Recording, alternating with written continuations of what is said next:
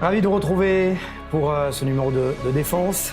Chani Guidalia, merci d'avoir magistralement assuré l'intérim. Merci à vous et à toutes les équipes, bien évidemment. Jusqu'à présent, l'actualité, bien évidemment, reprend son cours. Et l'actualité, c'est le retour du dernier otage dans la bande de Gaza, Ran Gvili. Et maintenant, justement, on fait quoi ? Alors, il y a plusieurs points pour la suite, pour l'après, après le retour de Ran Gvili. Le premier point, c'est le désarmement du Hamas. C'est la condition numéro 1 qui est posée par Israël. Il faut que ce soit un désarmement complet, vérifiable, évidemment, puisque Israël craint que le Hamas rende seulement des armes de façon symbolique et ensuite demande à passer à la phase 2 avec l'aide, avec l'appui de la communauté internationale. Le deuxième point, c'est la démilitarisation de Gaza. Pour Israël, tant que Gaza reste un territoire armé, la guerre n'est pas terminée. Et sur ce point, les Américains mettent la pression, évidemment. Ils veulent obtenir des gestes concrets pour ensuite entrer officiellement dans la phase 2. Le troisième point, c'est la réouverture du passage de Rafah qui devra intervenir dans les prochains jours. Et même si c'est une avancée, eh bien, c'est surtout un message qui est envoyé à l'international, c'est-à-dire que le processus avance et Israël ne bloque pas le plan de paix. La question est de savoir, dans Gaza, la suite. Alors, ensuite, c'est ce quatrième point-là, c'est la reconstruction de Gaza. C'est le projet phare de Donald Trump et de son entourage, Steve Witkoff et Jared Kushner en particulier. Reconstruire Gaza sur le modèle des États du Golfe. Et l'idée américaine est claire, c'est de pouvoir commencer la reconstruction dans les zones qui sont sous contrôle de Tsahal. Israël dit non, puisque la position officielle, c'est qu'il n'y a aucune reconstruction à grande échelle tant que le Hamas n'est pas totalement désarmé. Et enfin, le cinquième point, c'est le comité technocratique. Là-dessus, il y a aussi une crainte des autorités israéliennes, puisqu'il y a, selon plusieurs sources israéliennes, plusieurs personnes qui sont pressenties pour diriger ce comité technocratique auraient des liens idéologiques avec le Hamas et d'autres organisations terroristes. Donc il y a ces 5 lignes rouges, c'était le désarmement, la démilitarisation, la réouverture du passage de Rafah, la reconstruction de Gaza et le comité technocratique. La question qui reste en suspens, c'est est-ce que Donald Trump suivra Israël jusqu'au bout ou pas ? Oui, effectivement, c'est la vraie question effectivement, qu'on doit se poser. Merci Chani Guidalia, notre premier invité. C'est Amir Noy, le colonel Amir Noy, ancien commandant des relations opérationnelles entre Israël et les États-Unis. Bonsoir Amir. Le président Trump s'octroie le crédit des opérations. Est-ce qu'il ne faudrait pas peut-être lui rappeler en anglais, s'il le souhaite, que ce sont quand même les soldats israéliens qui ont fait le travail ? Oui, c'est effectivement les soldats de l'armée israélienne qui ont fait le travail. Il faut quand même accorder beaucoup de crédit au président Trump pour ce qui s'est passé au Proche-Orient, mais dans le cadre de cet événement, ce sont les soldats de Tsahal qui ont fait le travail le plus difficile de leurs propres mains, après de nombreux efforts, ont permis le retour de Ran Gvili à la maison. C'est le devoir d'Israël et de Tsahal de ramener les otages, de ne jamais laisser ou tenter de jamais laisser ceux qui sont à l'arrière. La question est de savoir véritablement, il y a de la joie, oui, mais la guerre n'est pas terminée. Est-ce qu'il faut le rappeler, ça aussi ?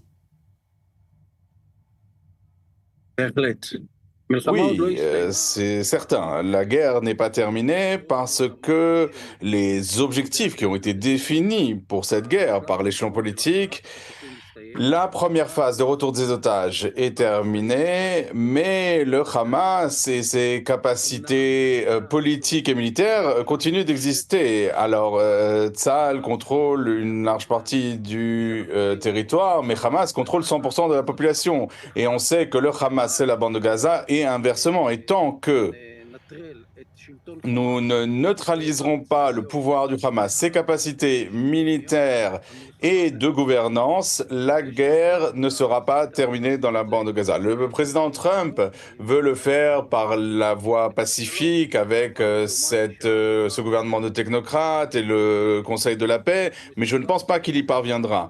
Et seulement Tsahal qui est capable de le faire, et je pense qu'il y a encore des combats qui nous attendent dans l'avenir proche. Ça m'intéresse parce que vous dites le Conseil de la paix présidé par Donald Trump, mais quelle est la marge de manœuvre claire d'Israël ?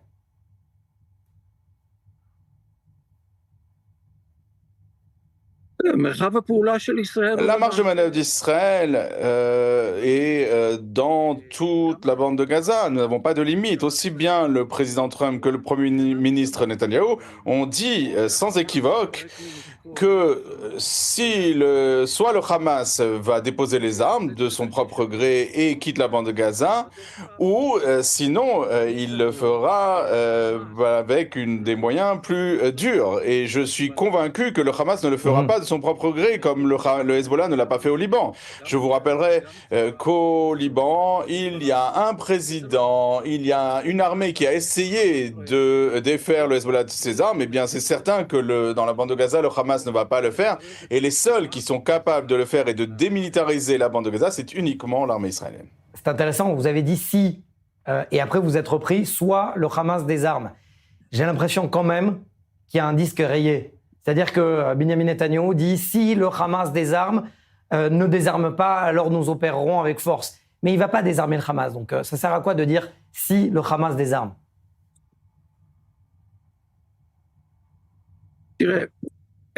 Ça vous fait sourire.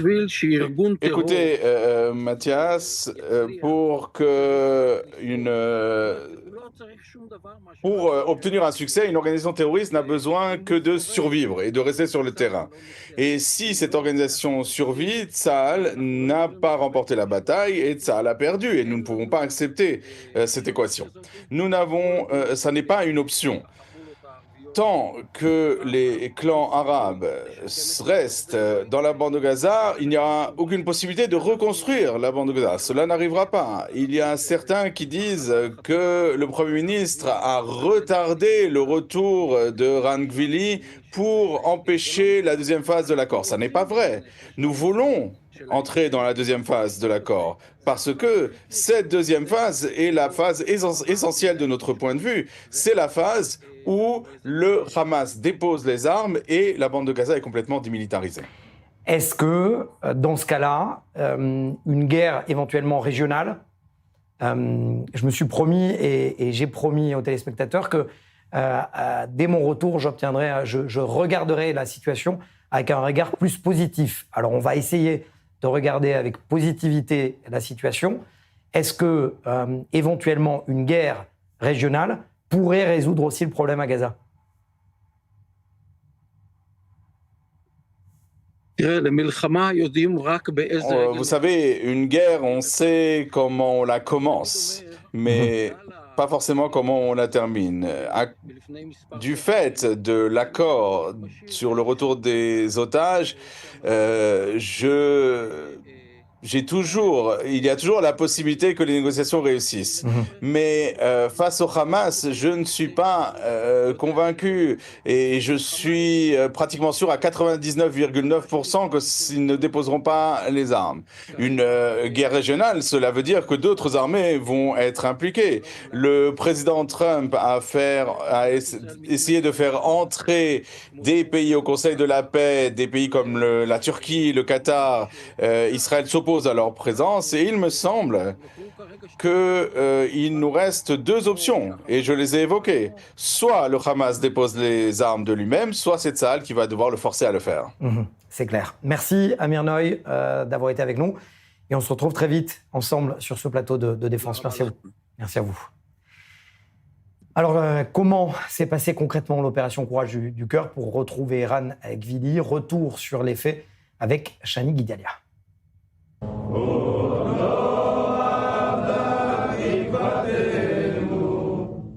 Nous n'avons pas perdu espoir. Ces mots de la Hatikva, l'hymne israélien chanté par les soldats israéliens devant la dépouille de l'ancien otage Ran Gvili, témoignent parfaitement de l'état d'esprit qui les a habités pendant 843 jours. Tout faire, au péril de leur vie, pour retrouver les otages, tant vivants qu'assassinés. Selon les premiers rapports d'enquête, ce sont des soldats positionnés au nord de Gaza, dans la zone de Jabalia, qui ont lancé l'alerte, sans savoir où se trouvait exactement Ran Gvili. Un cimetière séparait leur position des potentiels terroristes. Après un briefing sécuritaire auprès du général Bassor, commandant du front sud, l'ordre est donné de dépasser les limites de la ligne jaune de démarcation et d'encercler les positions autour du cimetière. À ce moment-là, Tsahal estime à 50% de chances de retrouver le policier assassiné le 7 octobre. Ici, le commandant de la brigade Alexandroni, le courage du cœur. C'est le nom choisi de l'opération pour retrouver le vaillant combattant Ran Gvili, tombé le 7 octobre avec plusieurs centaines de ses frères d'armes. Et maintenant, c'est notre devoir de le ramener dans sa dernière demeure en Israël. C'est là que les renseignements, en regroupant les interrogatoires de terroristes et les informations du terrain, vont lancer l'alerte auprès des forces au sol. Plusieurs brigades prennent part à cette opération, courage du cœur. Des centaines de corps sont examinés par les dentistes et docteurs, à même le sol, jusqu'à ce que l'identification soit confirmée. Le policier était encore avec son uniforme, dans un sac plastique de l'hôpital Shifa de Gaza. Certains soldats craquent, se prennent dans les bras et chantent donc l'hymne national israélien. La dépouille de Ran Gvili, entourée du drapeau bleu et blanc. Certains avaient affirmé que Tsahal ne pourra visiblement pas récupérer certains otages assassinés le 7 octobre ou en captivité. C'était sans compter l'abnégation de ces hommes et femmes, soldats réguliers et réservistes. Daniel Hervouet, merci d'être avec nous. D'abord, un mot sur le retour du dernier otage. Vous avez été l'un des rares Français à avoir publiquement rappelé qu'ils existaient.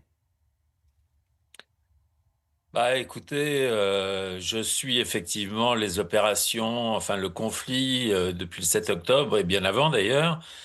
Et quand on voit vivre Israël, quand on voit ses réactions, quand on voit la solidarité de ses combattants pour maintenir, préserver sa liberté, faire face au terrorisme, on éprouve naturellement un minimum de compassion déjà dans un premier temps, mais surtout d'admiration, parce que voir un peuple en armes qui se dresse, qui ne se courbe pas, c'est quelque chose d'assez fabuleux.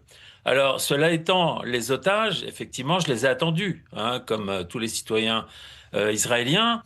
Je les ai attendus parce que j'imaginais la souffrance des familles, j'imaginais la souffrance du pays. J'ai en Israël, vous le savez, des amis qui eux-mêmes ont des proches ou des relations, etc., qui ont été impliqués à travers leurs enfants ou les époux, les amis, etc.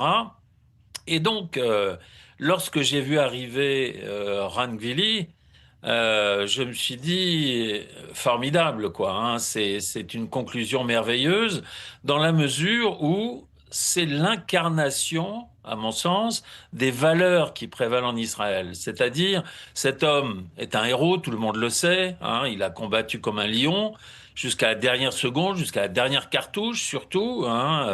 Il s'est fait assassiner et a été déporté. Et je me suis dit, il rentre au pays. Il rentre malheureusement mort, bien sûr, ça m'intéresse, mais Daniel. il représente malgré tout la vie. Et ça, c'est important pour Israël. Ça m'intéresse, Daniel Hervouet, parce que dans votre carrière, vous avez été au commando des renseignements français. C'est votre domaine, à la base, les renseignements en terrain ennemi. Est-ce que pour vous, cette mission, pour aller chercher sa dépouille, n'en déplaise au Hamas et au djihad islamique qui essaie de dire c'est grâce à nous, c'est grâce à nos informations, est-ce que pour vous, c'était une opportunité de terrain ou une magistrale opération des renseignements? Non, c'était effectivement une magistrale opération de renseignement. On l'a vu déjà pour d'autres opérations qui ont été montées pendant le conflit pour aller récupérer des otages.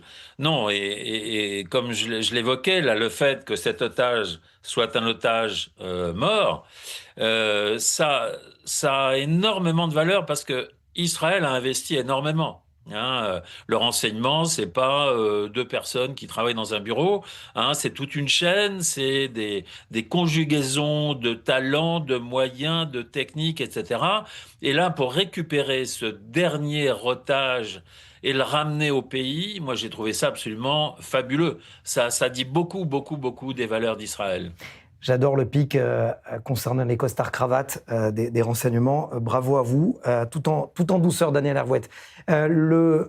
Sauf que sur le long terme, concrètement, la France ne considère pas que les frères musulmans émanation, enfin le chef du Hamas est une organisation terroriste. Ça va changer quoi dans le regard des gens, dans le regard de la France ? Bah écoutez, je crains que ça ne change pas grand-chose, à vrai dire, parce que quand on voit le déchaînement de la gauche et de l'extrême gauche, à l'occasion notamment de cette résolution qui a été votée à l'Assemblée nationale là, pour demander à l'Union européenne d'inscrire les frères musulmans sur la liste des terroristes reconnus par l'Union européenne, je me dis quand même il y a du chemin à parcourir, quoi, parce que ces gens-là, qui représentent quand même un effectif de députés non négligeable, donc une portion de population française non négligeable, tous ces gens ont au cœur, je dirais, suffisamment de haine envers Israël, les Juifs, ça se voit dans la vague d'antisémitisme qu'on connaît en France depuis un bon moment maintenant. Eh bien, ça veut dire que tous ces gens-là continuent de faire vivre en France, dans notre démocratie, ce courant d'antisémitisme qui frappe sans arrêt et qui pousse nombre de juifs français à quitter malheureusement la France pour rejoindre Israël. Et on est toujours dans un terreau aujourd'hui où les frères musulmans ne sont pas interdits en France, hein.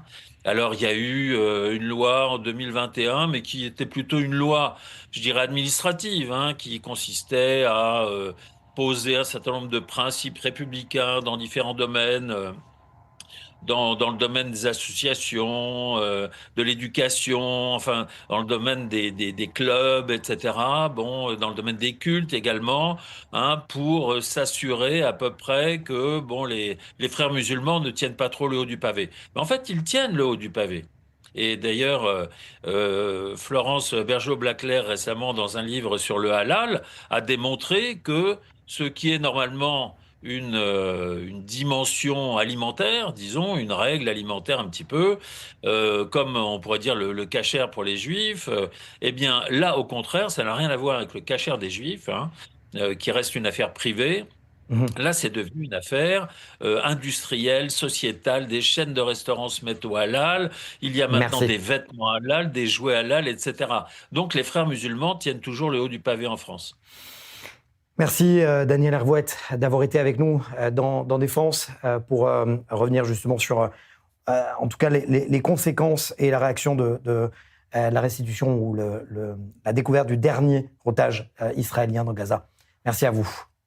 Merci beaucoup, Mathias. Certains affirment qu'elle est imminente, d'autres estiment que Donald Trump et son fameux LED est en chemin, gagnent du temps. La frappe contre le pouvoir iranien et les gardiens de la révolution ne sera qu'américaine, ou sera-t-elle l'occasion pour Israël et l'axe sunnite d'en terminer avec le régime des Mollahs? Chani Guidalia, on en parle juste après avec notre invité. Washington observe, Téhéran vacille. Selon des rapports du renseignement américain, le régime iranien n'a jamais semblé aussi fragile depuis le renversement du Shah lors de la révolution de 1979. D'après ces rapports, le mouvement de contestation qui a éclaté a surpris le régime par son ampleur. Les manifestations ont touché des bastions supposés fidèles au guide suprême, l'ayatollah Ali Khamenei. Si la rue s'est depuis calmée, la situation reste explosive. L'économie iranienne est décrite comme historiquement faible et la répression brutale qui a suivi a accentué le fossé entre le pouvoir et une partie de la population. À Washington, le ton reste volontairement ambigu. Mais sur le terrain, les signaux sont clairs. Les États-Unis renforcent leur dispositif dans la région avec le déploiement du porte-avions Abraham Lincoln, de navires équipés de missiles Tomahawk, des avions de combat supplémentaires et des systèmes de défense antimissiles Patriot et THAAD. En cas de décision politique, une frappe pourrait être lancée en quelques jours. Le président Trump est régulièrement informé des renseignements concernant le monde entier. Ce serait un manquement à ses devoirs de commandant en chef s'il n'était pas régulièrement mis au courant de ces questions. Concernant l'Iran, le président Trump continue de suivre de près la situation. Au sein de l'administration Trump, le débat est vif. Certains conseillers plaident pour une pression maximale, voire un changement de régime. D'autres redoutent une escalade régionale incontrôlable. Un haut responsable militaire iranien affirme de son côté que les forces armées iraniennes surveillent de près les mouvements militaires américains dans la région et ont averti que l'approche de porte-avions dans les eaux iraniennes en fera des cibles faciles. Une chose est sûre, l'Iran est fragilisé mais se dit prêt au combat et les États-Unis, comme Israël, se tiennent prêts, eux aussi. Michael Pregent, ancien officier du renseignement américain au ministère de la Défense américaine, merci d'être avec nous.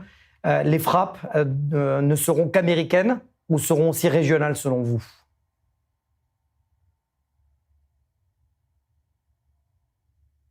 Well, thanks for having me. Merci beaucoup de m'accueillir. J'espère qu'il y aura un effort américain pour placer le régime dans une situation où il s'effondrera.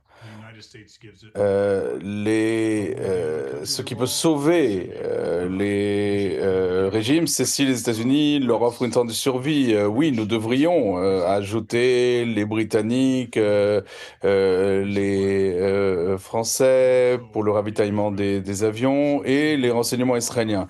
Nous devrions être capables de nous appuyer sur nos alliés. La question est de savoir, est-ce qu'on peut faire tomber le régime sans une opération clandestine au sol?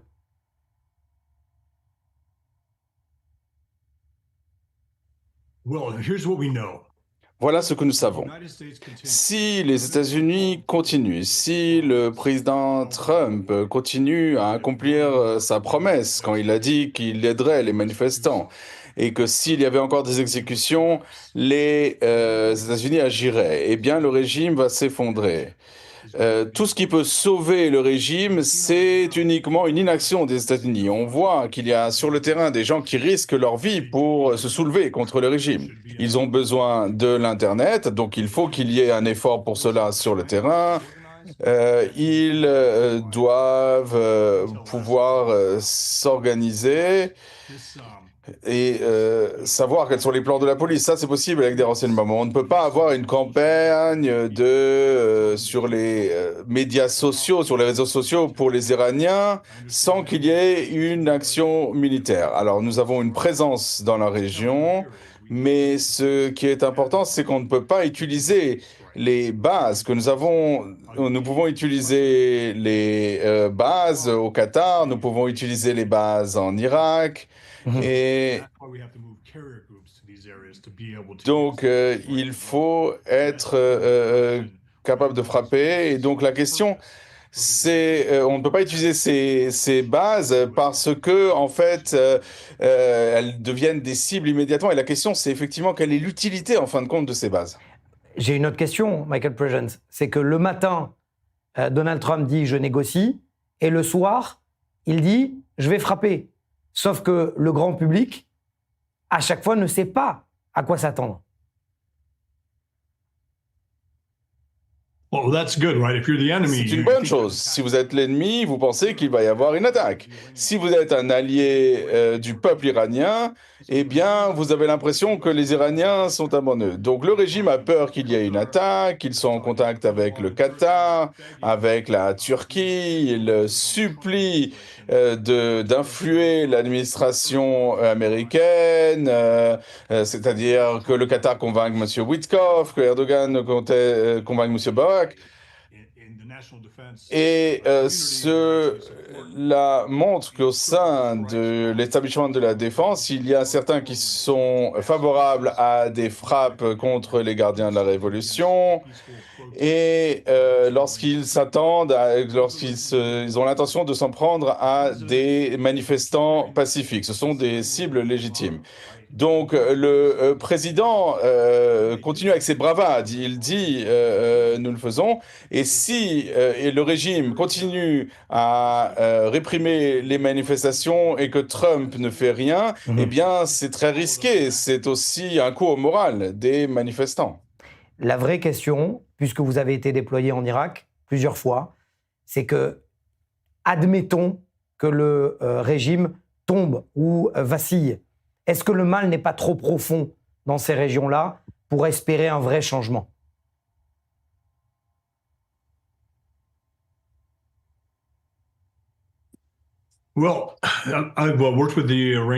J'ai travaillé avec la diaspora iranienne ici aux États-Unis et vous savez, il y a des rivalités, il n'y a d'ailleurs pas d'organisation globale et il faut voir qui mène la danse en Iran. Et donc nous devons identifier sur le terrain des leaders charismatiques qui sont prêts à risquer leur vie et qui peuvent réunir un mouvement politique qui sera pro-occidental contre le régime et contre un gouvernement islamiste. Nous devons leur offrir un soutien économique, donc il ne faut pas attaquer des infrastructures économiques. Nous n'avons pas à nous inquiéter que ce soit quelque chose qui ressemble à ce qui s'est passé en Irak ou en Syrie.